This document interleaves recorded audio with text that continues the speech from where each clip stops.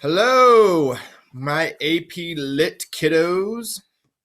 Let us continue our King Lear Odyssey.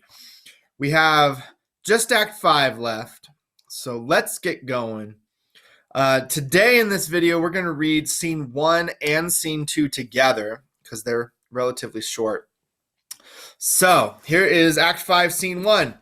We have armies. When it says enter drum and colors, that means that they have their drummer boys, they have their flag bearers, their armies, they're all arrayed with all of their army stuff. So we have Edmund and Regan, and here we go. Edmund is speaking to a gentleman.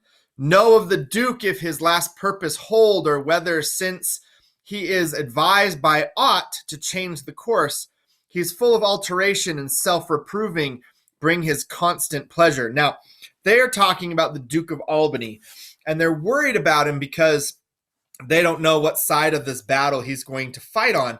They see that he keeps flip-flopping. He's like, well, maybe I'll be with Lear.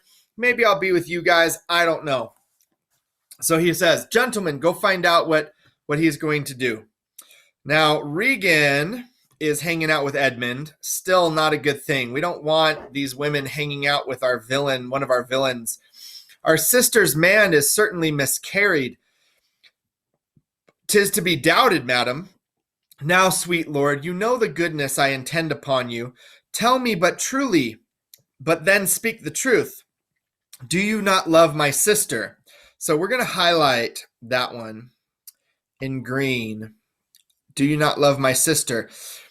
So she's cozying up to Edmund as well. She's like, you know what I intend to do. I want to marry you, and I need to know, do you love my sister? And Edmund says, in honored love. Is anything that Edmund does honorable? I would say no. But have you never found my brother's way to the forfended place? That thought abuses you. I am doubtful that you have been conjunct and bosomed with her as far as we call hers. So she says, I'm just checking because I feel like you have had sex with Goneril.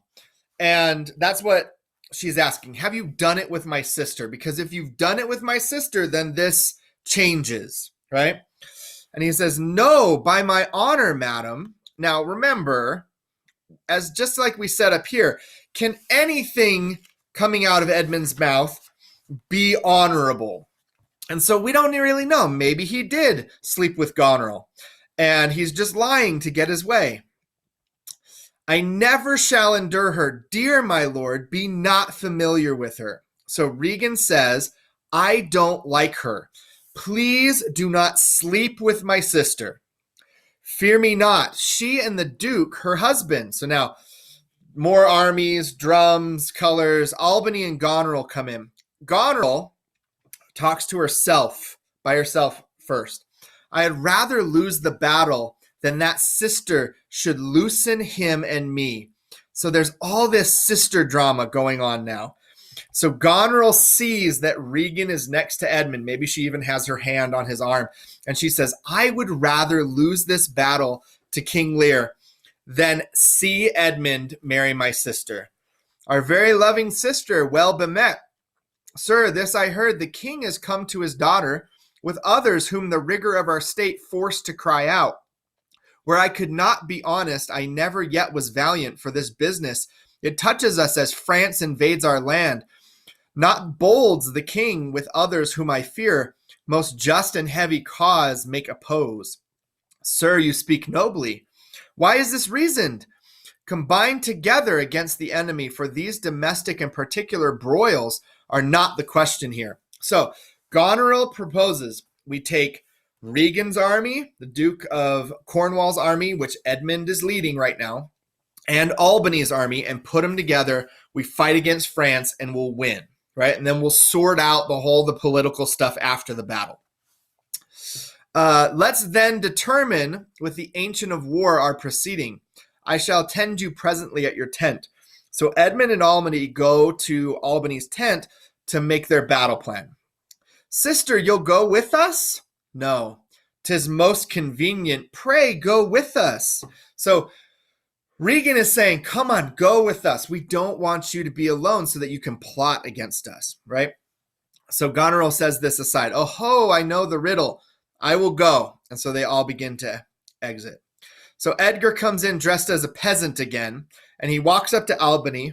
If e'er your grace had speech with man so poor, hear me one word. And then Albany, kind of says to the people that are walking away, Goneril, Regan, Edmund, I'll overtake you. Speak. So both armies exit. Edgar gives him a paper. Before you fight the battle, ope this letter. If you have victory, let the trumpet sound for him that brought it. Wretched though I seem, I can produce a champion that will prove what is avouched here.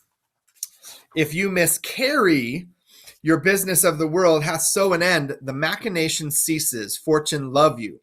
We are going to highlight this because Edgar is adding some plot stuff for us.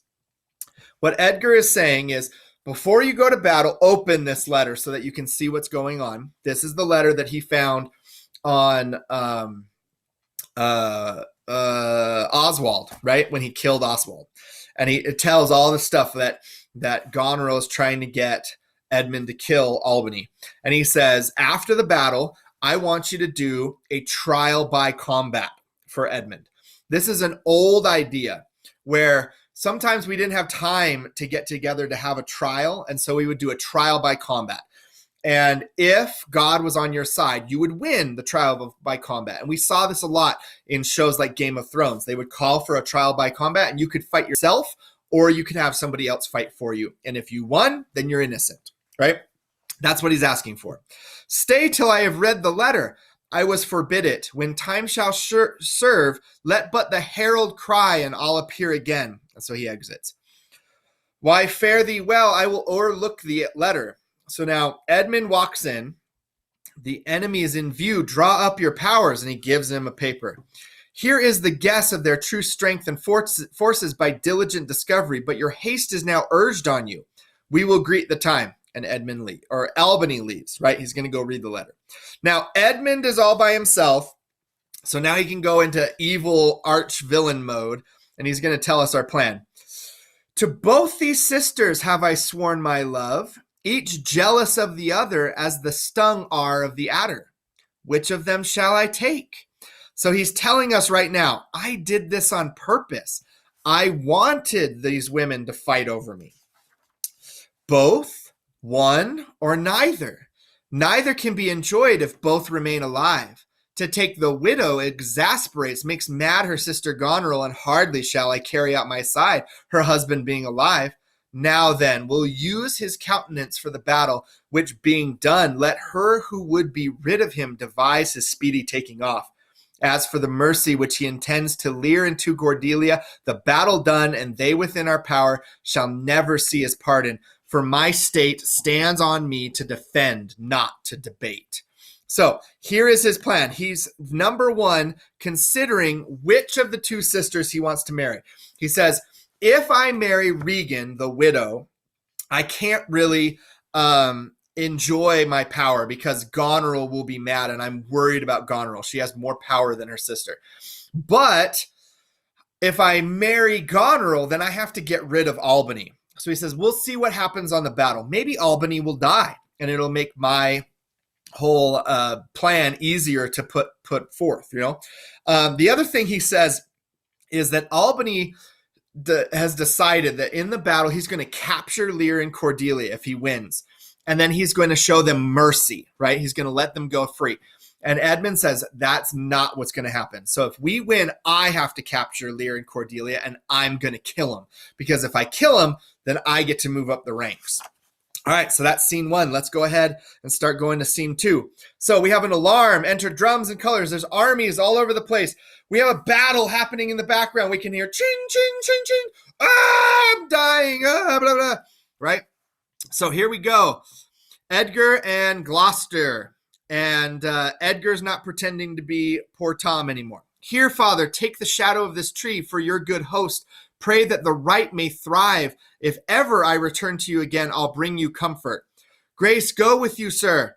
And Edgar exits. And then there is alarm and people saying, retreat, retreat, retreat, retreat. So Edgar comes back. Away, old man! Give me thy hand, away! King Lear hath lost. He and his daughter taken. Give me thy hand, come on. So, you thought we were going to see this huge, awesome battle scene, which would have been great. But remember that this is Shakespeare. And in plays, it's really hard to do battle scenes. And so all that happened off stage. The battle is over. Lear and Cordelia, the French forces, lost because the English teamed up and we had two armies against one. And Lear and Cordelia have been captured. We must now retreat. Run, let's go. Gloucester, no further, sir, a man may rot even here. What, in ill thoughts again? Men must endure. They're going hence even as they're coming hither. Ripeness is all. Come on. And that's too true. And then they exit. All right. So that is the end of what we're going to read today. Make sure that you've been doing some annotations in your book. And I'll see you next time where we'll finish up the play. Goodbye.